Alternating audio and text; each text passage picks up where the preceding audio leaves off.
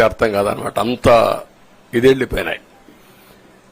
ఇవన్నీ చూసిన తర్వాత ప్రజలు ఇచ్చిన తీర్పు మీరు చూస్తే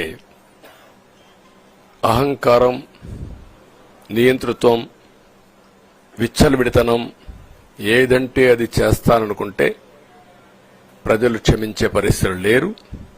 అదే ఈరోజు నిరూపించే పరిస్థితికి వచ్చారు. ఒక మాటలో చెప్పాలంటే ఈసారి వీళ్ళు చేసింది గుణపాఠం పాలకులకు కాదు, అవినీతి అహంకారంతో ముందుకు పోయే ఎలాంటి ధ్వంసకారులకైనా ఇదే జరుగుతుందని నిరూపించారు ప్రజలు.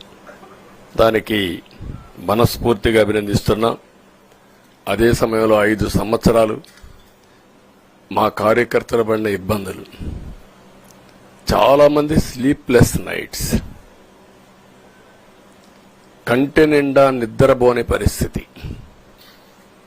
అక్కడి నుంచి నేను చూస్తే చాలా కడాన మనిషిని హింస పెడుతూ, నువ్వు ప్రాణంతో బతకాలంటే జై జగన్ అనమంటే జై తెలుగుదేశం, జై చంద్రబాబుని ప్రాణాలు వదిలిన సందర్భం చంద్రయ్య.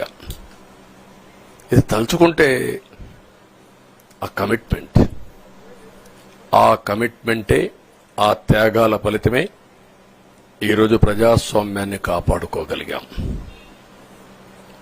ఒక్క మా కార్యకర్తలకే కాదు, మీడియా 5 ఏళ్లు మీరు పడిన ఇబ్బందులు, మీరు కోర్టుల చుట్టూరు తిరిగిన ఇది, మిమ్మల్ని సిబిసిఐడి ఆఫీసులో పెట్టి వేధించిన విధానం, అవి తలుచుకుంటే ప్రజాస్వామ్యమే సిగ్గుతో తలంచుకోవాలి.